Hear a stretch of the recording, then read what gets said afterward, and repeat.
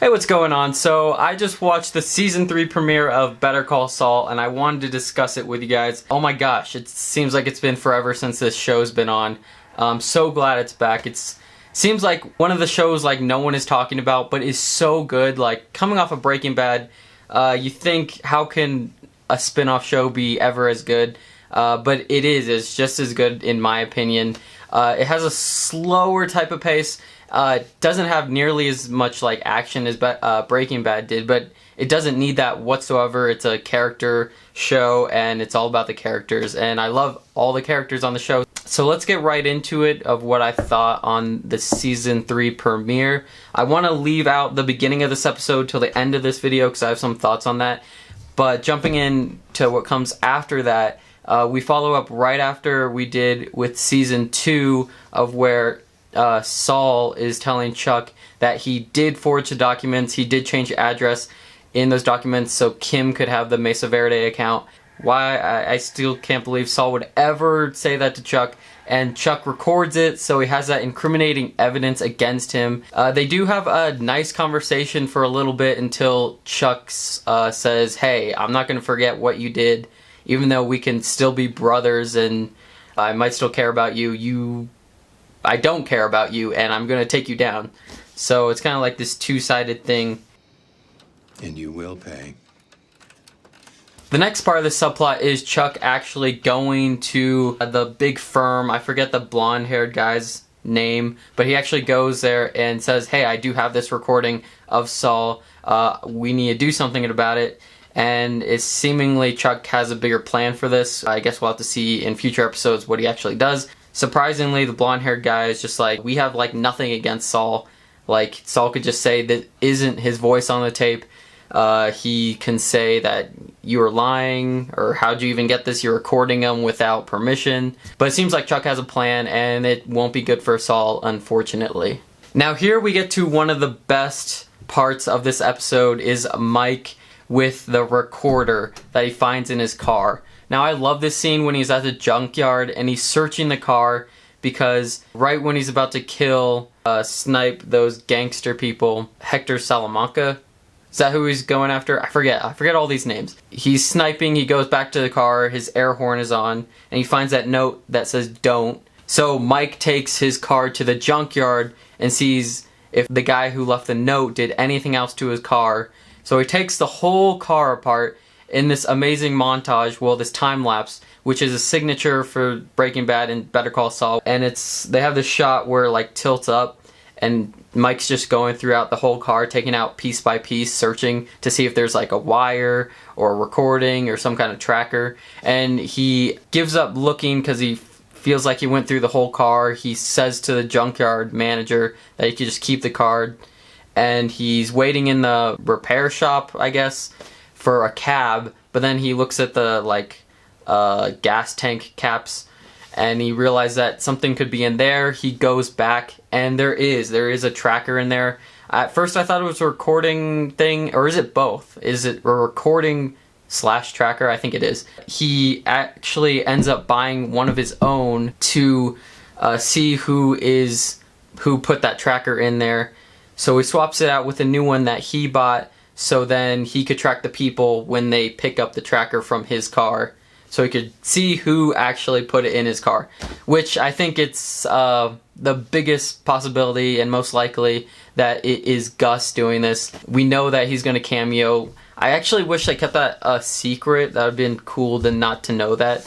But they've been hyping that up for like a year now that Gus is going on the show.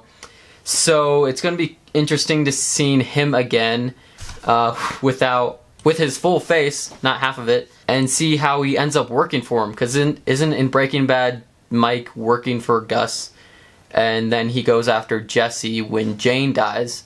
So it's going to be interesting how they tie those together. The next subplot, which I think is the only other thing in this episode besides the beginning, is Kim's storyline, and she has a Mesa Verde account, and she talks to those people. She's like super paranoid about, oh my gosh, I have to get every one of these details right on the documents or else they're going to kick me off the case or this account. I think that might be her downfall and maybe definitely not be good for Saul and her relationship And that feeds into what the beginning of the episode, which I want to talk about, is their relationship. I think one of the most devastating things about the show is we know Saul doesn't end up with Kim in Breaking Bad. We don't hear about her once. I think because the character wasn't even conceived back then when the show was being produced. But I think that's one of the saddest things ever, is that Kim does not end up with Saul. And one of the scariest thoughts in my mind is that she dies like at the end of the show, because Breaking Bad didn't have like that happiest of endings. Jesse did get out, and he did like get out from being kidnapped and like drive away, but we didn't see him like end up with the kid and his girlfriend, and Walt just straight up died. So it's gonna be interesting to see what happens with Kim. But that ties into the beginning of the episode, which is the present day black and white Saul working at the Cinnabon. We see him just working his daily routine, and then on his lunch break in the mall, we see like a shoplifter with like a DVD, and we see that Saul knows because he drops the DVD in front of him, and then goes and hides in the photo booth. And then we see the mall security come and ask Saul, hey, where'd this kid go? And we see in Saul's face that he's like really like shook up. He either doesn't want to be caught because he's like has a new identity and doesn't want to have anything to do with the police. That's at least what I took from it. But he does like snitch on him, which I was pretty shocked at. He like points at the photo booth, and then they find the kid and pull him out. But then he like has a switch in his mind, and he flips that switch and like turns back into regular old Saul Goodman, Jimmy McGill, and he's like, hey kid, don't tell him anything when they're taking the kid away. Don't tell him anything, get a lawyer. And that was an amazing moment. Nice job. Say nothing, you understand? Get a lawyer!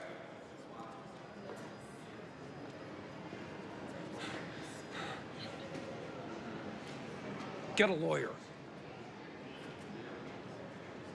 Asshole. And then we see the rest of his work day, and then he like collapses on the floor in the Cinnabon restaurant.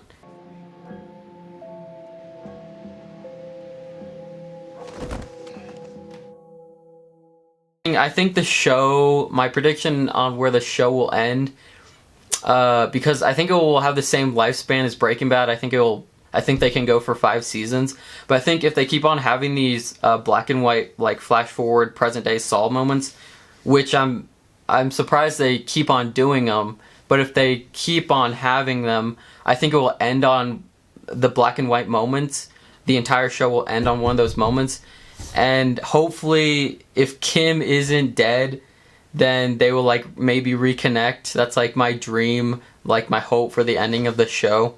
Just so like Saul could like not be in front of the TV, like watching his old lawyer videos, being like super depressed. So maybe he could get back into like being his old self. But who knows? It's really devastating to see like how these characters end up. And it's like a slow process. So, but we're getting Gus, and things are moving forward. And it's just such a great show. And I can't wait to watch more of it. So, hopefully you like this kind of review recap. Hopefully it'll be more structured next week. And I'm going to be doing a leftovers review. I have that all planned out. So hopefully I could like structure out my thoughts more next time, but hopefully you enjoyed. And what did you think of the episode? Did you like it? Do you think there wasn't that much plot in this episode, or was kind of too much of a slow burn? But I think it will pick up definitely, but I thought it was a great episode for what it was. And what'd you think? And let me know, and I'll talk to you guys later.